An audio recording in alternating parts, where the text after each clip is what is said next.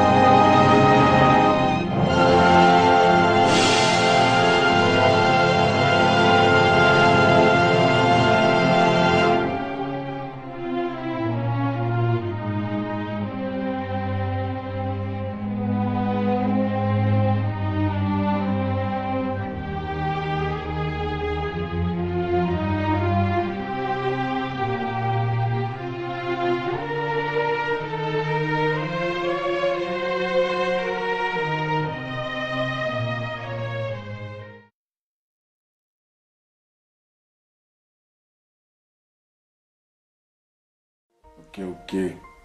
Salam à tous les frères et sœurs qu'Illuminati, à tous les pères et mères qu'Illuminati, à ceux qui ne sont pas encore qu'Illuminati. Nous espérons que vous rejoindrez ce combat, car on est dans une guerre spirituelle, énergétique, contre l'ennemi, Satan et ses alliés. Alors mes frères et sœurs, je vous fais cette vidéo pour parler de la religion de Dieu. Car si nous avons l'amour de Dieu dans notre cœur, nous devons connaître sa religion, nous devons connaître quel chemin suivre. Alors mes frères et sœurs, déjà pour commencer, j'aimerais vous dire une chose. Toute personne qui est en quête de spiritualité, qui est en quête de vérité, qui est en quête du chemin de Dieu, ne doit pas être orgueilleux, ne doit pas être arrogant, ne doit pas être sur l'ego. Alors je vous demande, mes frères et sœurs, nos pères et mères, peu importe votre âge, peu importe l'âge que vous avez, même si vous avez 50 ans, même si vous avez 10 ans, même si vous avez 80 ans, c'est pas ça qui compte. Là maintenant, je vous demande juste de laisser l'ego de côté, de laisser l'arrogance, l'orgueil de côté et de sortir l'esprit d'analyse, l'esprit de discernement, s'il vous plaît. J'aimerais que vous analysez tout ce qu'on va dire, tout ce qu'on va se dire dans cette vidéo et qu'on cherche le chemin de la vérité ensemble, mes frères et sœurs. Alors, j'aimerais vous parler de Jésus et de tous les prophètes, les messagers de Dieu. Moi, je dis que tous les messagers de Dieu ont prêché l'islam, étaient musulmans. Pourquoi? Parce que on va se remettre dans le contexte, mes frères et sœurs. Déjà, je vais vous expliquer. On va définir les termes. Que veut dire islam? Islam veut dire soumission naturelle à la volonté de Dieu. Soumission naturelle à la volonté de Dieu. C'est ce que ça veut dire islam. Et islam est un dérivé de Dieu qui est salam, paix. Dieu est paix. Ensuite, le mot musulman. Que veut dire le mot musulman? Musulman veut dire soumis à la volonté de Dieu. Soumis à la volonté de Dieu. Une soumission totale. C'est ce que ça veut dire musulman. Partant de cette base-là, mes frères et sœurs, tous les messagers de Dieu étaient musulmans, puisqu'ils étaient tous soumis à la volonté de Dieu. Tous, sans exception, étaient soumis à la volonté de Dieu. Jésus était musulman. Jésus est musulman. Car il est soumis à la volonté de Dieu. Alors, pourquoi et comment? On va expliquer ça. Jésus lui-même a dit, ne croyez pas que je suis venu faire ma volonté, mais la volonté de celui qui m'a envoyé. La volonté de Dieu, c'était quoi? Aimer ce que Dieu aime, détester ce que Dieu déteste, et prêcher la parole de Dieu, bannir ce que Dieu bannit, et accepter ce que Dieu accepte, pardonner ce que Dieu pardonne.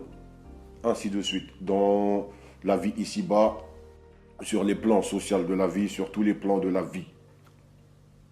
C'est ça, musulman.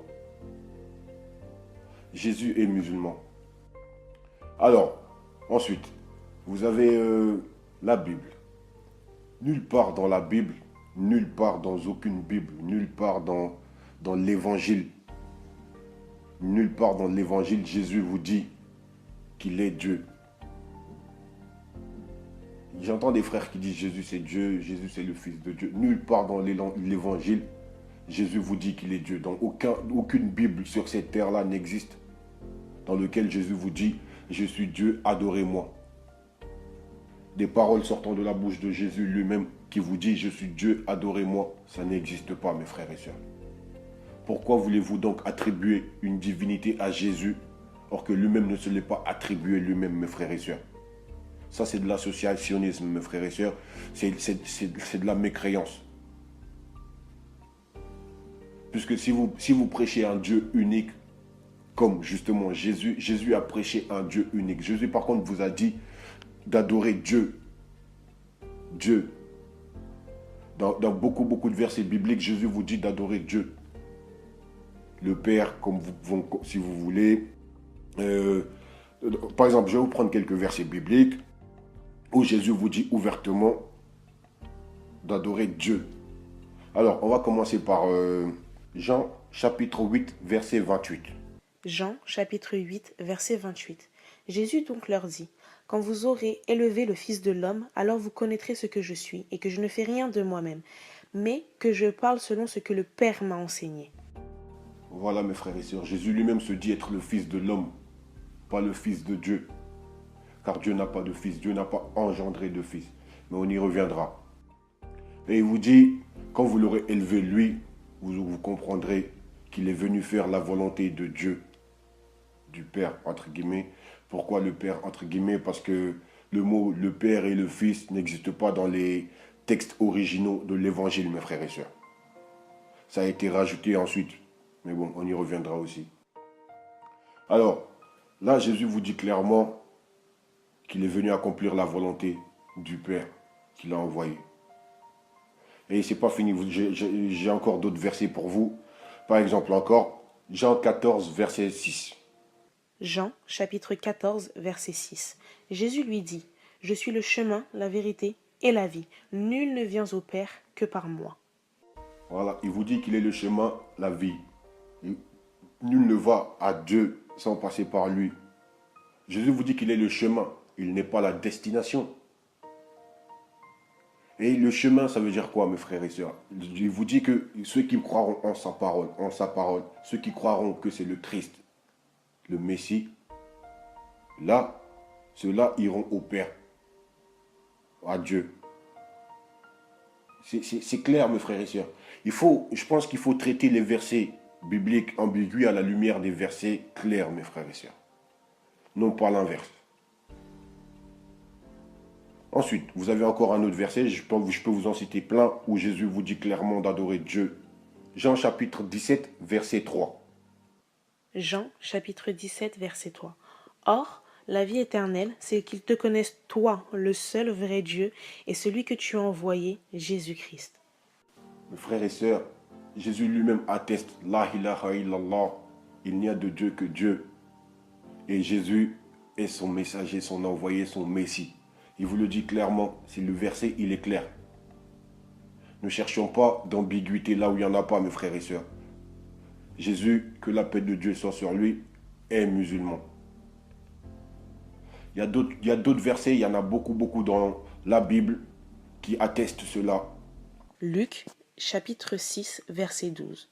En ce temps-là, Jésus se rendit sur la montagne pour prier et il passa toute la nuit à prier Dieu. C'est clair, Jésus lui-même priait Dieu. Comment vous voulez que Dieu prie Dieu? Ça n'a pas de sens. Mais par contre, si vous comprenez que Jésus est le Messie de Dieu, vous comprenez que Jésus est soumis à la volonté de Dieu, musulman, là vous comprenez la mission de Jésus, mes frères et sœurs. Jésus lui-même priait Dieu, comme le font les musulmans aujourd'hui. Ils se prosternaient devant Dieu, mes frères et sœurs, comme l'a fait Abraham, comme l'a fait tous ceux qui sont arrivés avant eux, mes frères et sœurs. Et sachez qu'il n'y a pas 3, 4, 5 religions, mes frères et sœurs. Il n'y en a que 2 des religions. Il y en a 2. Dieu ou Satan. Soit on est soumis à la volonté de Dieu, soit on se rébelle contre la volonté de Dieu. Il n'y a que ces 2 religions, mes frères et sœurs. Jésus a prêché l'islam. Jésus a enseigné l'islam. L'islam, c'est-à-dire la soumission à la volonté de Dieu. Vous pouvez retrouver ça dans Matthieu chapitre 7, verset 21. Matthieu chapitre 7 verset 21. Ceux qui me disent « Seigneur, Seigneur » n'entreront pas tous dans le royaume des cieux, mais celui-là seul qui a fait la volonté de mon Père qui est dans les cieux. Je pense que c'est clair. La religion de Dieu ne peut pas porter le nom de sa création ni de sa créature, mes frères et sœurs. Mais la religion de l'homme porte le nom de l'homme ou de sa création.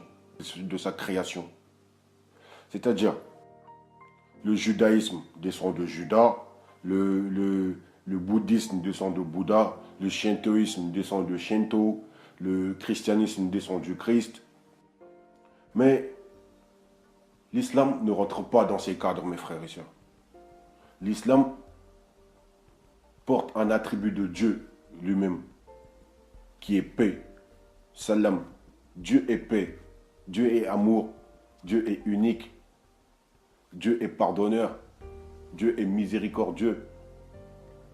Jésus a prêché la soumission à Dieu. Jésus n'a pas prêché le christianisme, mes frères et sœurs. Puisque Jésus lui-même ne connaissait pas le mot chrétien. Le mot chrétien n'existait pas à l'époque de Jésus. Le christianisme a été inventé des années, 300 ans après la venue de Jésus. Après que Jésus soit passé. Et les premiers apôtres de Jésus qui ont été appelés des chrétiens, ont été appelés des chrétiens par des païens. C'est des païens qui ont donné cette appellation aux apôtres de Jésus. À Antioche, c'était les adorateurs de la déesse Astarté, une divinité païenne. C'est eux qui ont donné ce nom aux apôtres de Jésus, les chrétiens. Il y a un verset biblique qui le certifie, le verset Actes des Apôtres, chapitre 11, verset 26. Actes des Apôtres, chapitre 11, verset 26. Et l'ayant trouvé, il l'amena à Antioche. Pendant toute une année, ils se réunirent aux assemblées de l'Église, et ils enseignèrent beaucoup de personnes.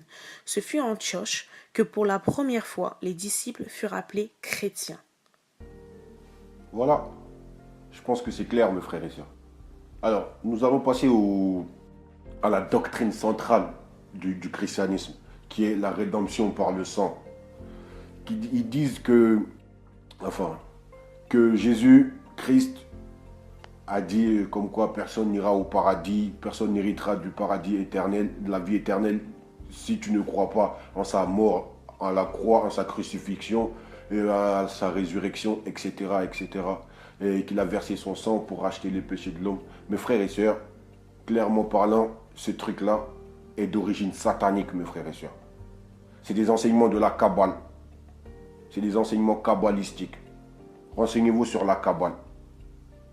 Et Jésus, jamais, nulle part, dans aucun livre, aucun évangile, Jésus a enseigné qu'il fallait croire en sa mort sur la croix, etc., pour hériter le paradis éternel. Nulle part.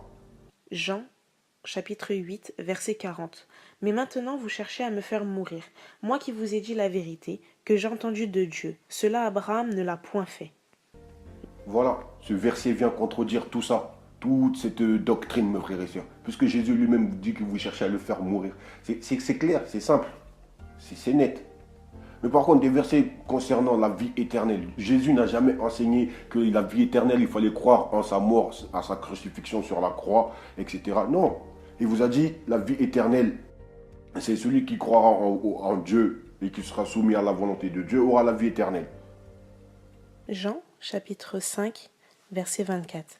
En vérité, je vous le dis, celui qui écoute ma parole et qui croit à celui qui m'a envoyé a la vie éternelle, et ne vient point en jugement, mais il est passé de la mort à la vie.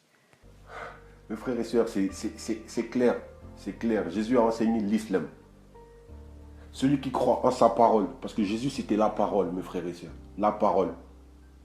Et celui qui croit en celui qui l'a envoyé en tant que Messie, aura la vie éternelle. Il vous le dit, Jésus lui-même.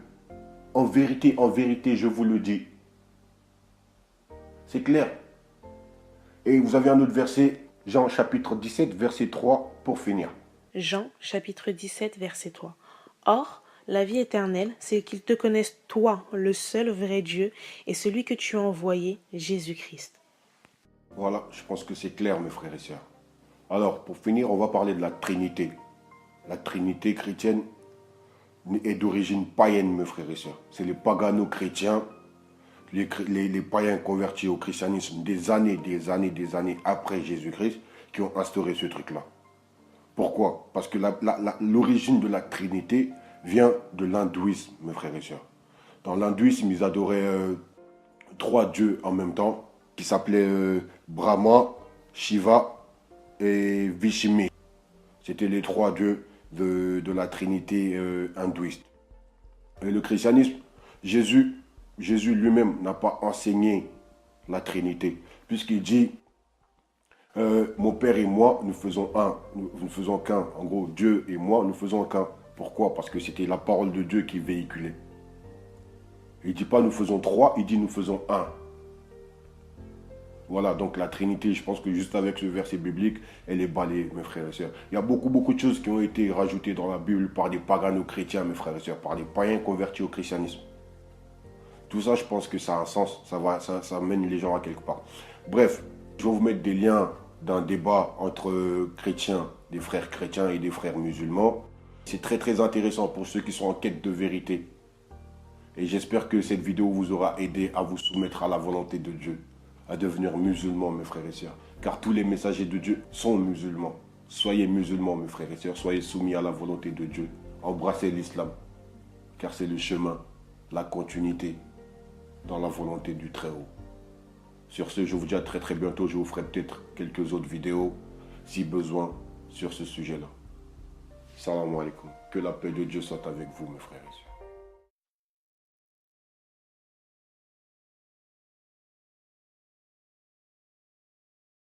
sœurs. Ok. Salam à tous les frères et sœurs qu'Illuminati, à tous les pères et mères qu'Illuminati, et à tous ceux qui ne sont pas encore qu'Illuminati. Nous espérons, par la volonté de Dieu, que vous allez rejoindre ce combat, car c'est un combat dans le sentier de Dieu, pour combattre Satan et ses alliés dans cette fin des temps.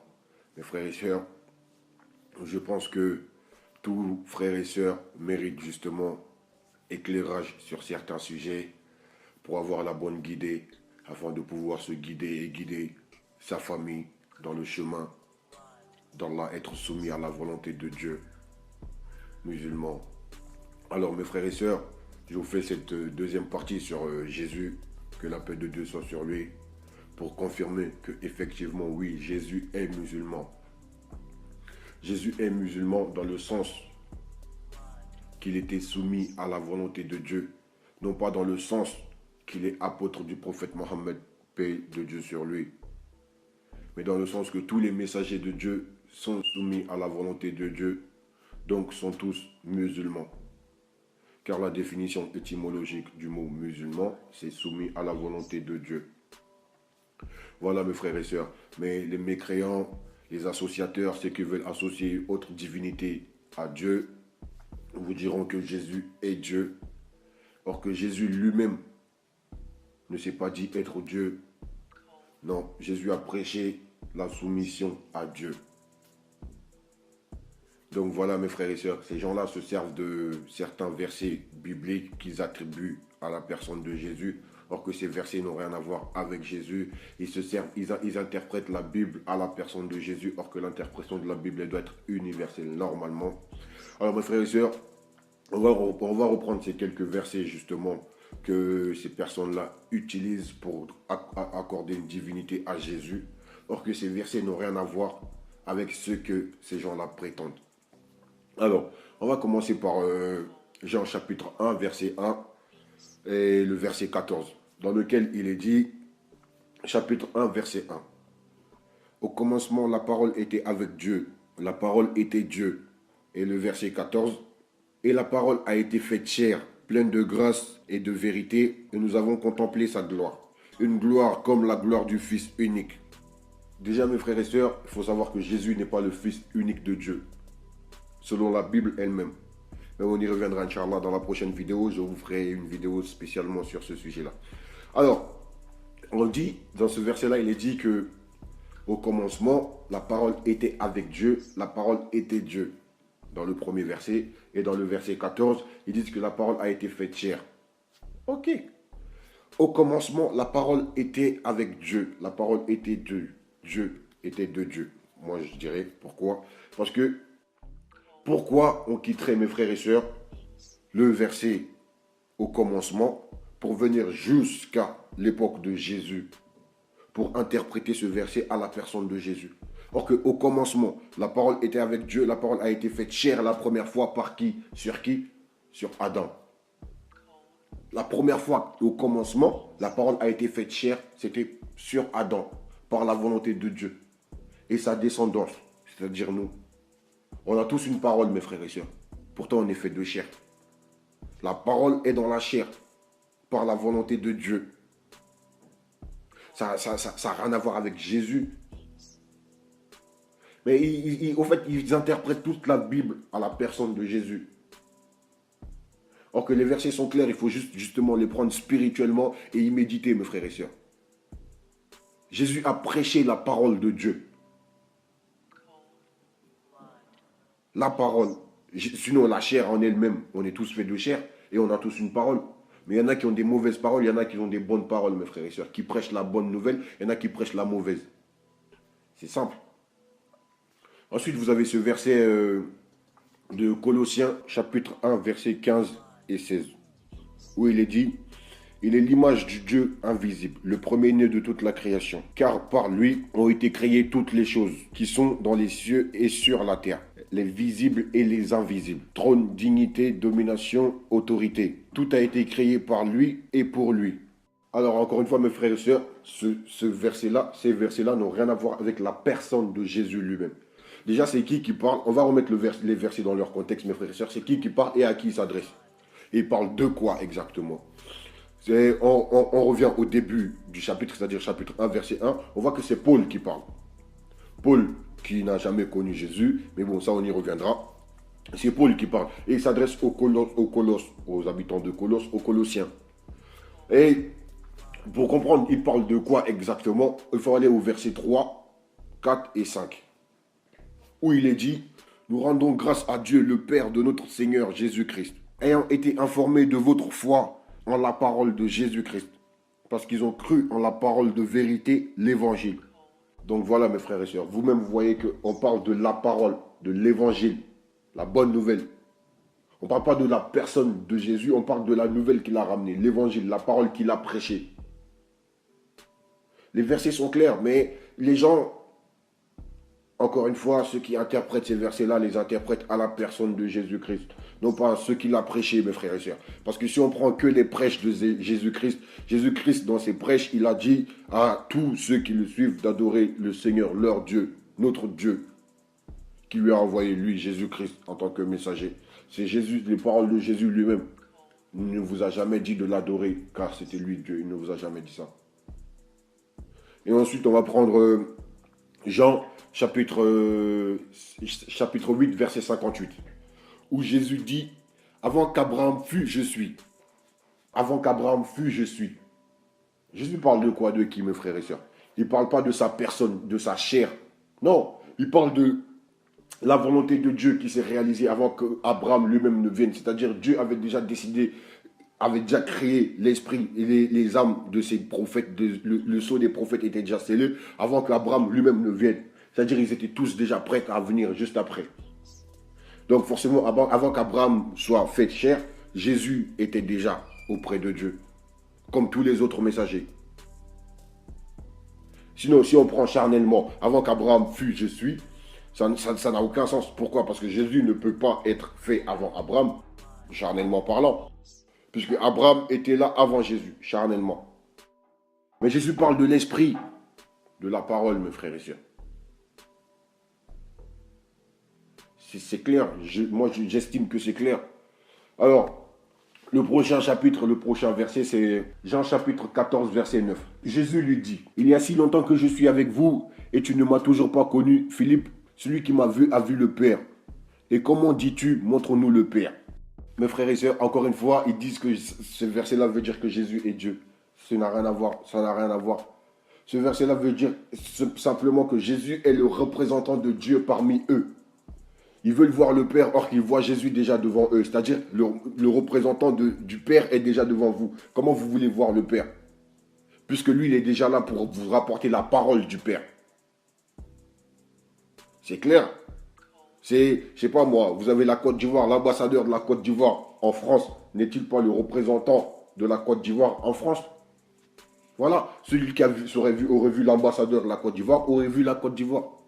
Ben oui, puisque c'est lui le représentant, l'envoyé. C'est clair, mes frères et sœurs. On ne peut pas interpréter ces versets-là autrement. Sinon, ça serait... En fait, on s'enfoncerait dans un cul-de-sac. Vous avez Luc, chapitre 10, verset 16. Celui qui vous écoute, m'écoute. Celui qui vous rejette, me rejette. Et celui qui me rejette, rejette celui qui m'a envoyé. Ça veut dire quoi? Ça veut dire que les apôtres de Jésus étaient Jésus? Non. Ça veut dire que les apôtres de Jésus étaient représentants de Jésus, de la parole de Jésus. Et Jésus lui-même est représentant de Dieu, la parole de Dieu. C'est clair? Ensuite, vous avez Hébreux chapitre 1, verset 8. Mais il a dit au Fils: ton trône, ô Dieu, est éternel. Le sceptre de ton règne est un sceptre d'équité. Cela ne veut pas dire que Jésus est Dieu, mes frères et sœurs. Cela ne veut pas dire que Jésus est Dieu. Non. Sinon, dans Exode chapitre 7, verset 1, l'Éternel dit à Moïse, je te fais Dieu pour Pharaon, et Aaron, ton frère, sera ton prophète. Ça veut dire quoi? Que Pharaon était qui? Que Aaron était qui? Que Moïse était qui? Ça veut dire que Dieu a fait de Moïse Dieu? Non, mes frères et sœurs, parce que Moïse avait la parole de Dieu, donc forcément Dieu l'a élevé au-dessus des autres. C'est ça le truc, c'est ce qu'il faut que vous compreniez. C'est que Dieu l'a mis au-dessus des hommes. Le verset d'après, Hébreux chapitre 1, verset 9. Tu as aimé la justice, tu as haï l'iniquité. C'est pourquoi, ô Dieu, ton Dieu, t'a oint d'huile de joie au-dessus de tes égaux. Ça veut dire quoi, mes frères et sœurs? Dieu a des égaux? Dieu a envoyé Dieu? Non. Ça veut dire que Jésus a accompli la volonté de Dieu en aimant ce que Dieu aime, en haïssant ce que Dieu haït. Donc forcément, il a élevé au-dessus de ses semblables, de ses égaux, c'est-à-dire des hommes à qui il a été envoyé. C'est clair, c'est simple, mes frères et sœurs. Mais encore une fois, ceux qui sont dans l'ignorance, dans l'égarement, vont continuer à s'enfoncer dans leur égarement ou s'exhorter, mes frères et sœurs. Ben, je vous en prie, sortez-vous de là. Sortez-vous de cet égarement, mes frères et sœurs. Ne laissez pas votre orgueil, votre arrogance prendre le dessus sur vous, vous amener dans l'égarement profond, mes frères et sœurs. Jésus ne vous a jamais prêché qu'il était Dieu. Cessez donc de l'attribuer une divinité qu'il ne s'est pas attribuée à lui-même, mes frères et sœurs. Alors, pour finir, ces gens-là disent qu'ils ne peuvent pas suivre le Coran. Pourquoi? Parce que dans la Bible, il y a marqué comme quoi dans Galates chapitre 1, verset 8 à 9, il est dit, 1 verset 8. Quand un ange du ciel annoncera un autre évangile que celui-ci que nous vous avons prêché, qu'il soit anathème. Déjà, mes frères et sœurs, cette personne qui a écrit ce verset-là, qui parle là, c'est Paul. Et Paul connaît la vérité, mes frères et sœurs. C'est-à-dire, il sait qu'il y a des choses qui ont été modifiées dans cette Bible-là, dans la parole qu'ils ont prêchée. Parce que Paul lui-même n'a jamais connu Jésus. Paul n'est pas un apôtre de Jésus. Paul est venu bien après Jésus. Bref, on y reviendra dans une autre vidéo. Il dit, quand un ange du ciel descendra pour vous prêcher un autre évangile que celui-ci. Mais mes frères et sœurs, moi j'ai une question. Est-ce qu'un ange du ciel, un ange qui est soumis à la volonté de Dieu, peut venir prêcher une autre parole que celle de Dieu lui-même? Est-ce qu'un ange du ciel peut descendre du ciel pour prêcher une autre parole contraire à ce que Aïssa ben Mariam, Jésus fils de Marie, a enseigné? Est-ce que Dieu serait contradictoire? Non, mes frères et sœurs. Donc un ange du ciel, les anges qui sont soumis à la volonté de Dieu, ne peuvent pas venir prêcher un évangile contraire à ce que les messagers de Dieu ont prêché avant. Ce n'est pas possible. Et le prophète Mohammed, paix et bénédiction de Dieu sur lui, n'a pas prêché un évangile contraire à ce que Jésus lui-même a enseigné. Parce que si on prend l'évangile selon Jésus-Christ lui-même, qui n'existe pas d'ailleurs, c'est dommage, on aurait trouvé que les paroles de Jésus sont très très cohérentes avec les paroles du prophète Mohammed, paix et bénédiction de Dieu sur lui. Pourquoi? Parce qu'ils ont tous enseigné la soumission à la volonté de Dieu. C'est simple, c'est clair. Et le verset d'après, Galates chapitre 1, verset 9, il est dit, je répète, si quelqu'un annonce un autre évangile, que celui-ci que vous avez reçu, qu'il soit anathème. Alors mes frères et sœurs, ce verset, il concerne les chrétiens eux-mêmes qui disent que Jésus est Dieu. Vous prêchez une parole contraire à Jésus lui-même, puisque Jésus ne vous a jamais prêché qu'il était Dieu. Donc vous êtes en train de prêcher votre évangile à vous. Ce n'est pas l'évangile de Jésus que vous prêchez. C'est votre propre évangile à vous que vous prêchez. Donc forcément, vous prêchez un évangile contraire à ce que Jésus lui-même a prêché. Ce verset-là s'adresse à vous. Donc voilà, c'est clair. Nous, personnellement, moi, en tant que musulman, je crois en Jésus. Et tous les musulmans sont obligés de croire en tous les messagers de Dieu, sans exception. Mais on y reviendra aussi dans une autre vidéo, Inch'Allah, si Dieu le veut. Alors, mes frères et sœurs, je pense qu'on va s'arrêter là. Et je reviendrai encore vers vous pour d'autres sujets, dans la Bible. Il n'y a pas de problème, il y a beaucoup de choses à dire sur ce sujet-là. En attendant, s'il vous plaît, soyez soumis à la volonté de Dieu, soyez musulmans. Car c'est le chemin, le droit chemin. Lisez le Coran, lisez la Bible et élevez-vous spirituellement, comprenez les choses. Rien ne vous empêche de lire un Coran, mes frères et sœurs. Vous avez Internet aujourd'hui, tout est disponible sur Internet. Cherchez la vérité. À très très bientôt, Inch'Allah. Que la paix de Dieu soit avec vous. Salam alaikum. Hasta EX.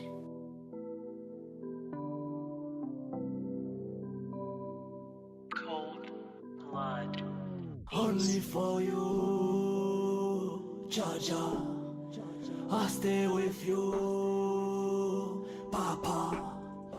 Only for you, Allah.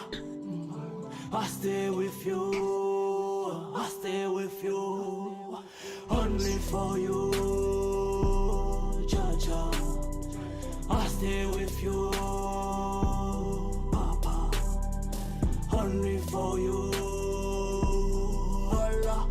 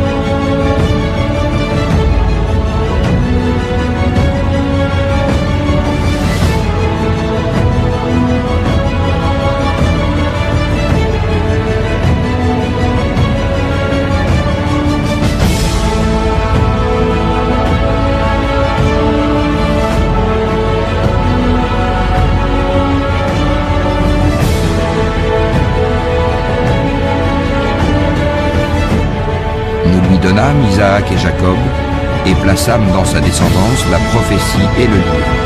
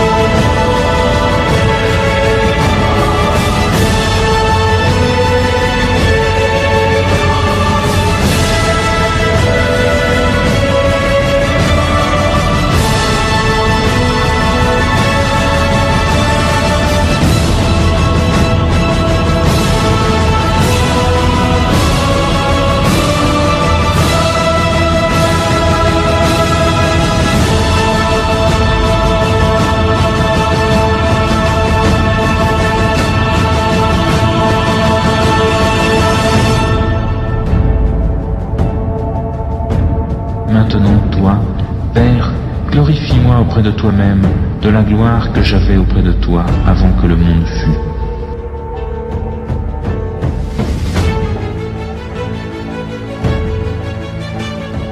Moi, je suis l'alpha et l'oméga, le premier et le dernier, le commencement et la fin. Moi, Jésus, j'ai envoyé mon ange pour vous rendre témoignage de ces choses dans les assemblées.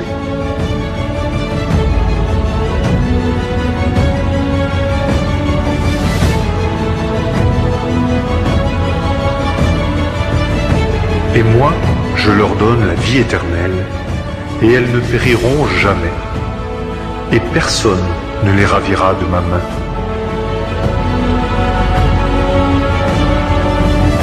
Vous êtes d'en bas, moi je suis d'en haut. Vous êtes de ce monde, moi je ne suis pas de ce monde. Au commencement était la parole, et la parole était auprès de Dieu, et la parole était Dieu. Et la parole devint chair et habita au milieu de nous.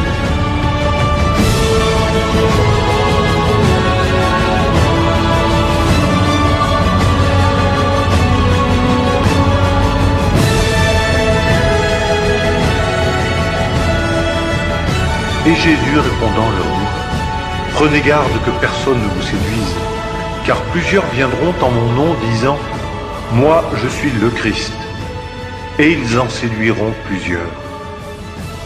Or, soyez en garde contre les faux prophètes qui viennent à vous en habits de brebis, mais qui au-dedans sont des loups ravisseurs. Vous les reconnaîtrez à leurs fruits. Cueille-t-on du raisin sur des épines ou des figues sur des chardons? Ainsi, tout bon arbre produit de bons fruits, mais l'arbre mauvais produit de mauvais fruits.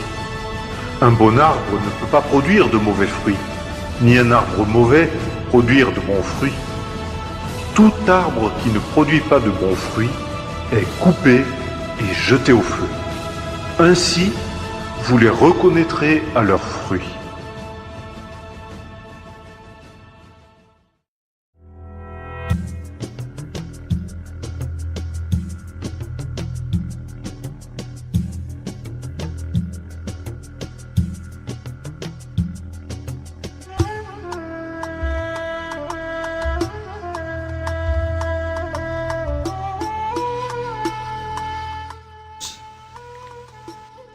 Que les islamistes font très bien.